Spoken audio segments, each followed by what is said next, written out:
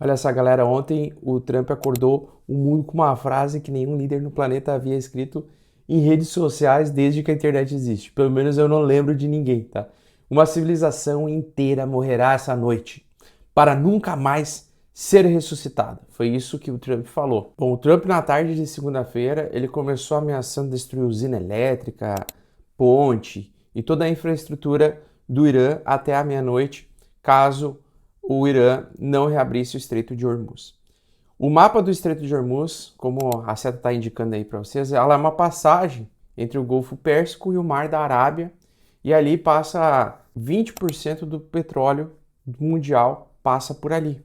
E na mesma noite, né, antes do prazo estourar, ontem à noite da terça-feira, um pouco antes ali do prazo estourar e supostamente cair uma bomba nuclear no Irã, Trump voltou a mídia social dele lá, o Trump Social, só que dessa vez a mensagem era outra.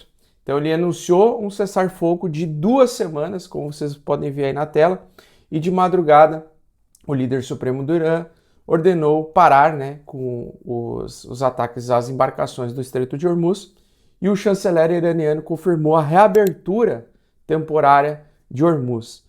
Ou seja, mais um blefe do Trump, mais uma manipulação de mercado.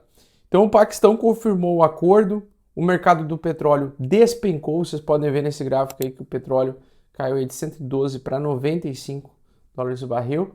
E cara, basicamente em menos de 24 horas, a ameaça de extermínio de uma civilização, a gente viu, né? A ameaça do extermínio de uma civilização inteira para um recuo diplomático, um cessar-fogo bilateral e um acordo de paz a caminho, né? Em negociação.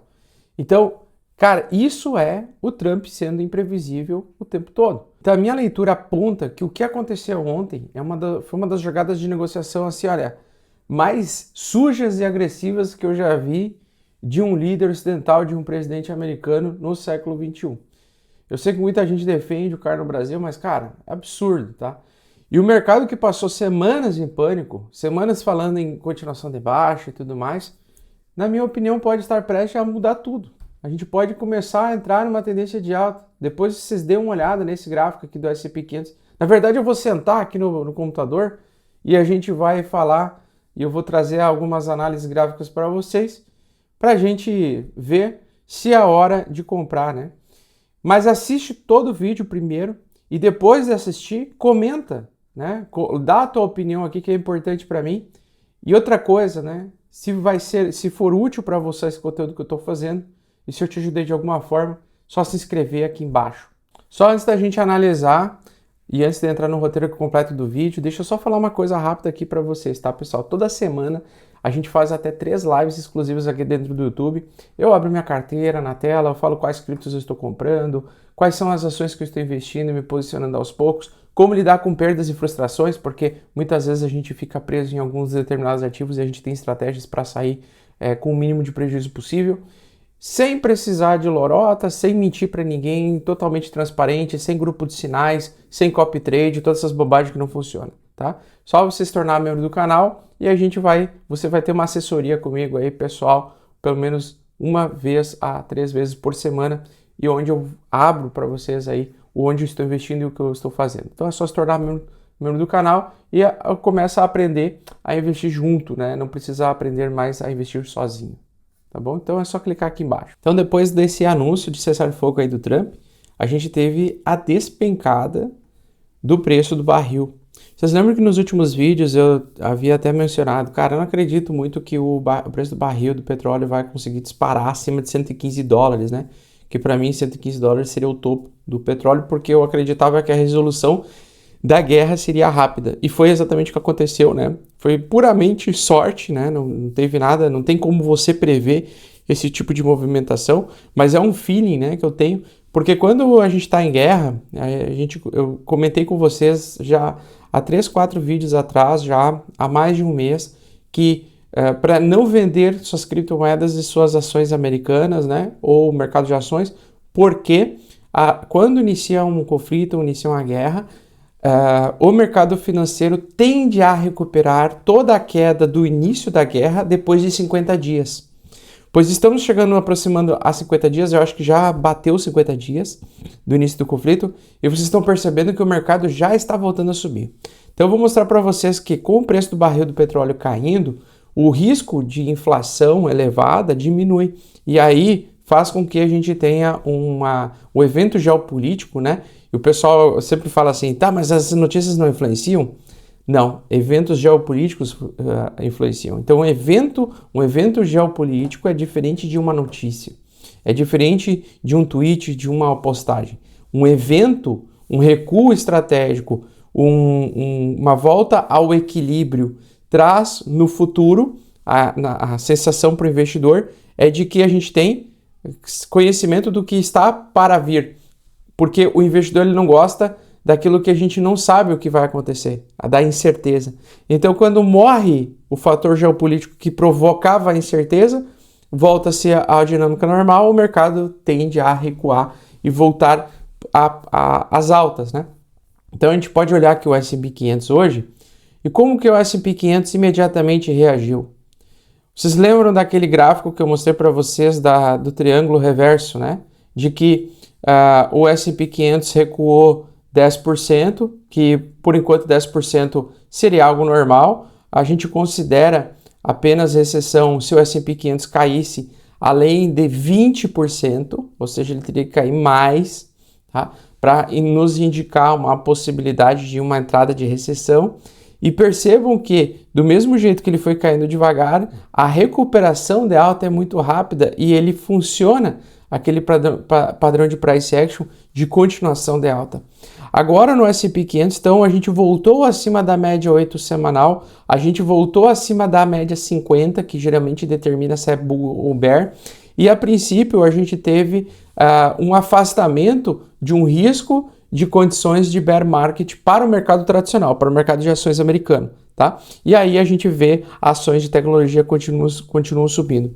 Tem uma ação que eu falei para os membros do canal, e essa é uma das vantagens de você tornar membro do canal, e ela segue subindo em alta, que é a AAOI, que claro, agora é sempre cada vez mais arriscado comprar, porque você está comprando um topo, quando você compra o topo você se arrisca a ficar preso no topo, mas acontece que essa ação ela vem subindo 500% desde outubro do ano passado, então a qualquer momento ela pode entrar em processo de correção, mas o que eu quero mostrar para vocês é uma das ações que voltou a entrar de forma positiva em estrutura de alta e continuação de alta, mesmo com a ameaça de recuo, a ameaça de bear market.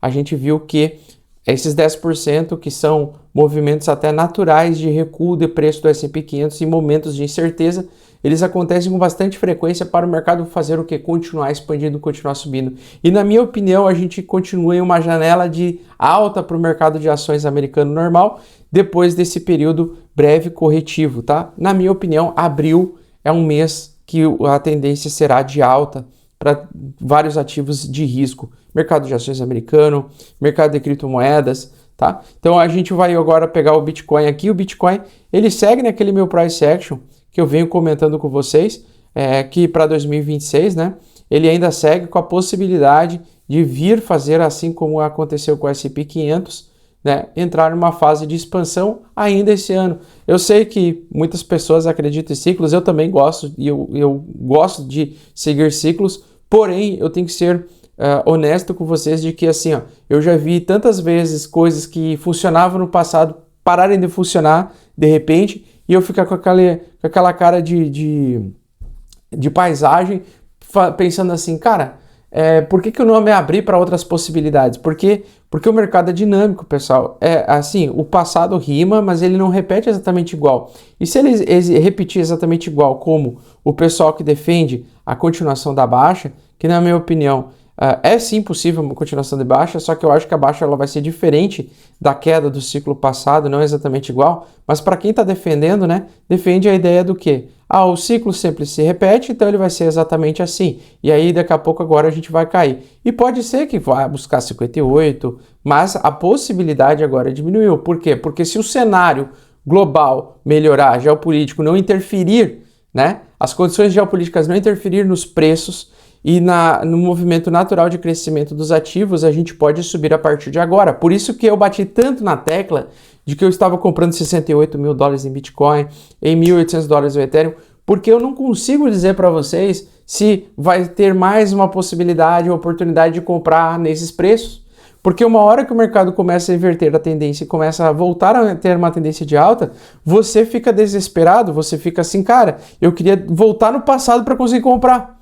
Então é importante a gente separar as coisas e dizer assim, cara, a gente não está usando análise gráfica para futurologia, para prever o mercado, para antecipar o mercado. A gente usa ele como uma bengala para nos auxiliar, só que condições geopolíticas podem afetar, condições econômicas globais podem afetar a dinâmica do mercado. Cara, se o petróleo estoura para cima, vai para 200 dólares o barril, como o Irã estava tentando fazer, é lógico que o mercado ia afundar mais, é lógico que o mercado ia sofrer mais, porque o senso de incerteza, e isso fica óbvio para nós, olha, daqui a 2 semanas começa a ficar interessante a gente analisar os mercados novamente para ver se o mercado, como ele vai reagir quando acabar essa janela de paz e de cessar fogo.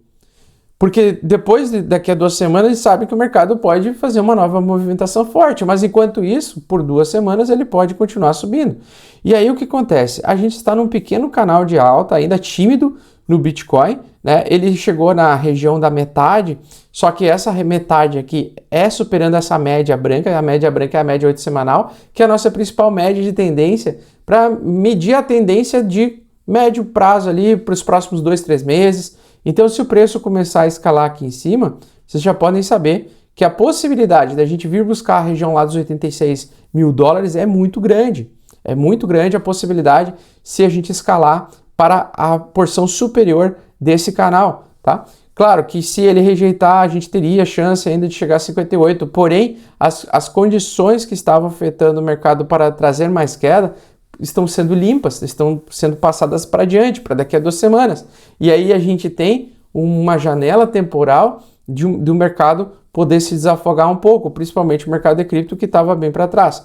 E aí o gráfico mais importante para nós, né, não é o Ethereum, mas o Ethereum contra Bitcoin. O Ethereum contra Bitcoin ele consegue mensurar para nós e ele agora pode estar rompendo uma cunha de descendente de alta para fazer os preços virem para a região lá da média de 200 semanas, que é a média vermelha, que desde o ano passado a gente viu uma aproximação do Ethereum em relação ao Bitcoin ali na metade do ano, e a gente pode ter uma nova janela de oportunidade de alta curta até ele vir testar essa média 200. Então a gente pode ter um desafogo do mercado de criptomoedas. O mercado de cripto ele pode se valorizar, ele pode se subir caso isso aqui aconteça, caso valide esse price action, e me parece que ele pode fazer, porque desde o dia 6 de fevereiro o Ethereum parou de perder valor perante o Bitcoin.